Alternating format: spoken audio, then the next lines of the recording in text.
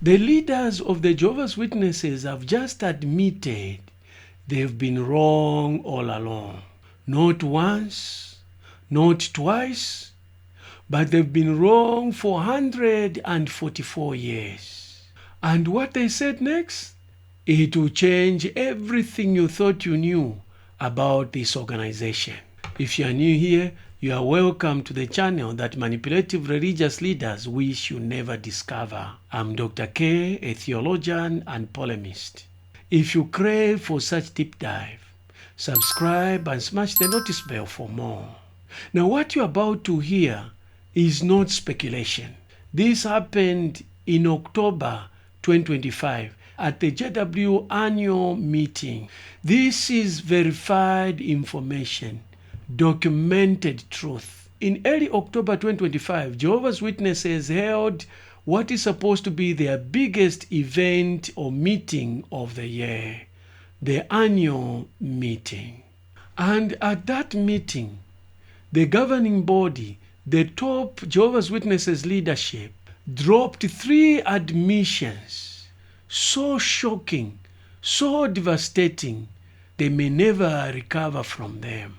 The 3 shocking admissions they made at the annual meeting 2025. Number 1, they admitted that the governing body needs correction. This is the channel through whom God speaks to people on earth. Number 2, they mentioned that some of the rules they've imposed on people are unnecessary. Number 3, that Armageddon might not come in this lifetime.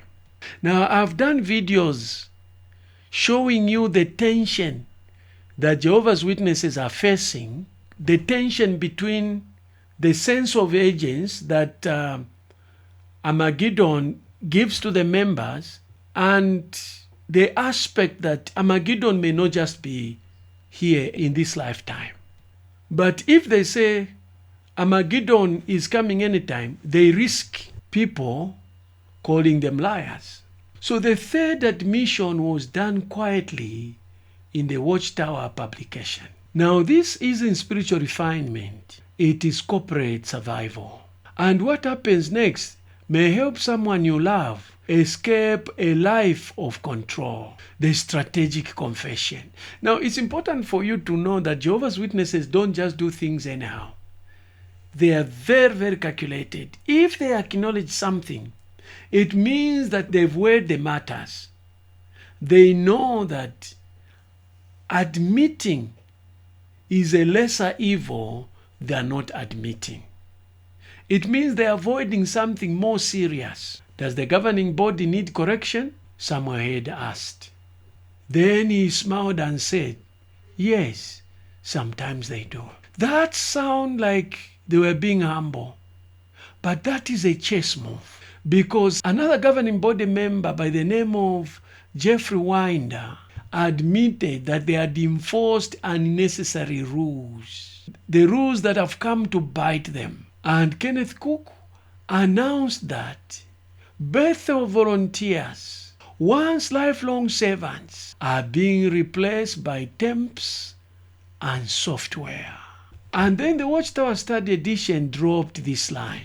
Perhaps you are saddened by the possibility that the end will not come in your lifetime. That's 144 years of failed prophecies, reduced to one sentence. Here is a 3-step defense strategy. Step number 1, admit your mistakes.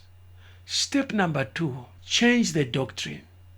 Step number 3, when people complain or sue, we said we were imperfect. But here is the catch. This group of old men has claimed for decades that they are a channel through whom God speaks. In fact, not just a channel, an exclusive channel through whom God speaks. And obedience wasn't optional. It was life or death. God's people were tested and refined during the years following the establishment of God's kingdom in the heavens in 1914. Then, in 1919, Jesus appointed the faithful and discreet slave over God's cleansed people to give them spiritual food at the proper time. This was the year that God's people started to return to their God-given spiritual estate. You cannot say we are God's channel when you are laying down human rules and then turn around and say we are just humans when those same rules destroy thousands of lives for years.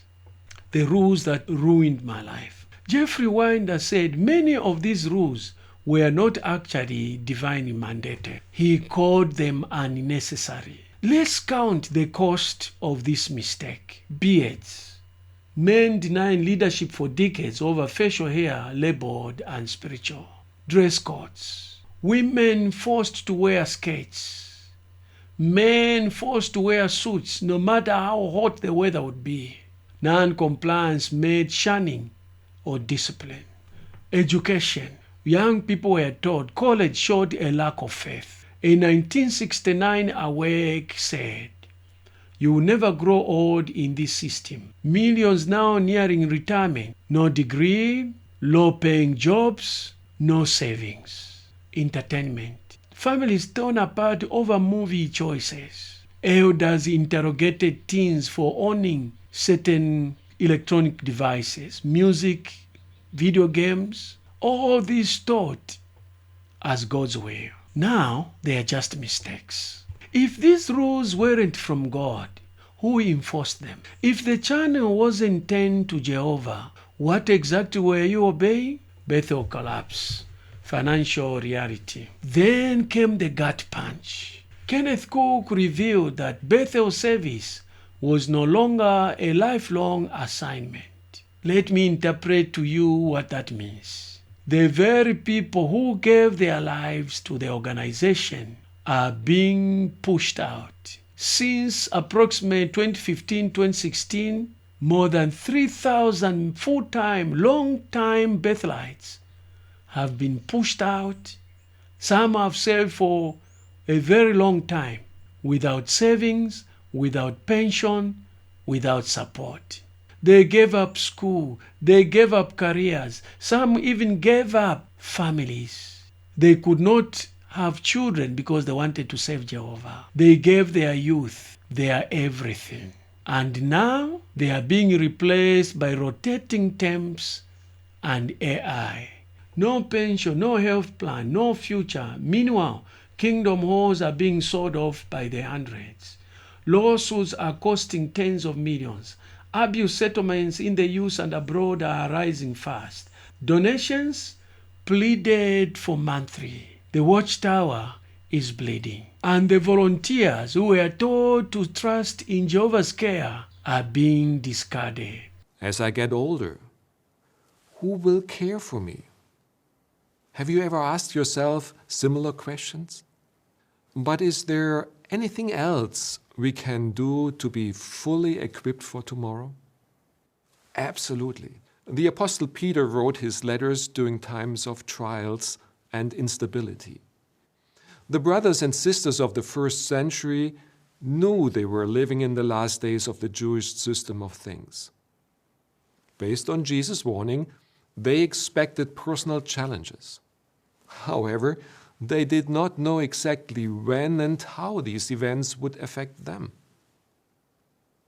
It was impossible for them to plan for every possibility. And Peter, who was getting older, may have wondered how he and other elderly ones would be cared for later in life. He may have perceived that aging and declining health could create uncertainty and fear in some. What did the Apostle Peter recommend in view of future uncertainties? At 1 Peter 1 verse 13, he said, "So brace up your minds for activity. Keep your senses completely. Set your hope on the undeserved kindness that will be brought to you at the revelation of Jesus Christ." So did Peter tell the brothers and sisters to stockpile money or supplies? No. He encouraged them to strengthen their faith and trust in Jehovah. Would a God-led organization replace his lifelong servants with automation? Or is it just a corporation protecting its bottom line? Armageddon delayed again. Perhaps you are saddened by the possibility that the end of this system will not come in your lifetime. That's it. The admission. They've been wrong again and again and again. 1914 wrong. 1925 wrong. 1975 wrong. Expressions from two friends of mine, long time, hardworking supporters of the faithful slave. I asked them to write their personal feelings as, they've been supporting the slave for all these decades.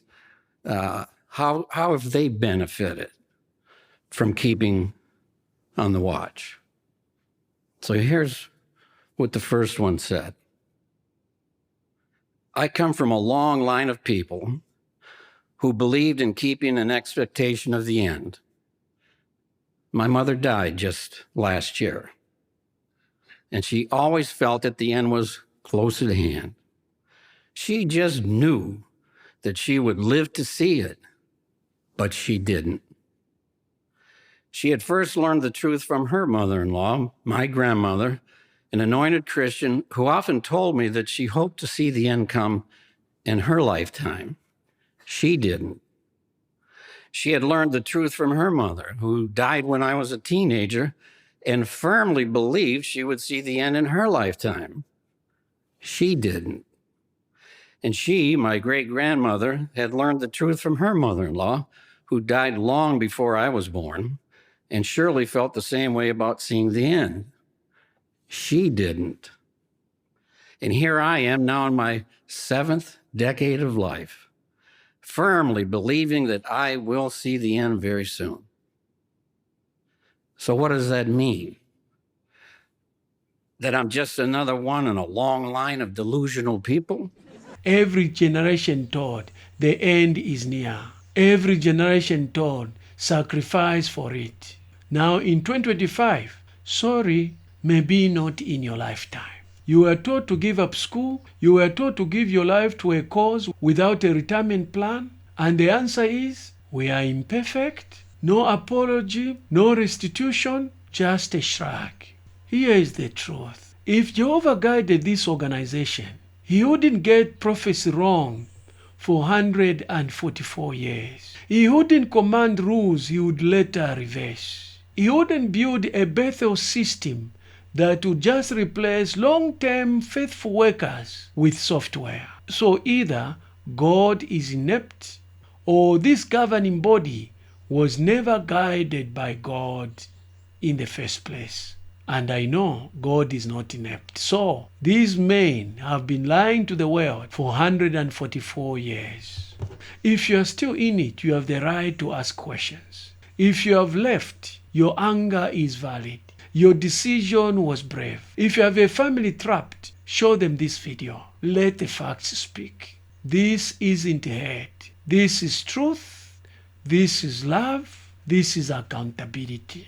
The 2025 annual meeting didn't strengthen faith. It shattered illusions. I'm Dr. K. If you enjoy such deep dive, like, subscribe, and smash the notice bell so that when I upload another deep dive, you receive a notification.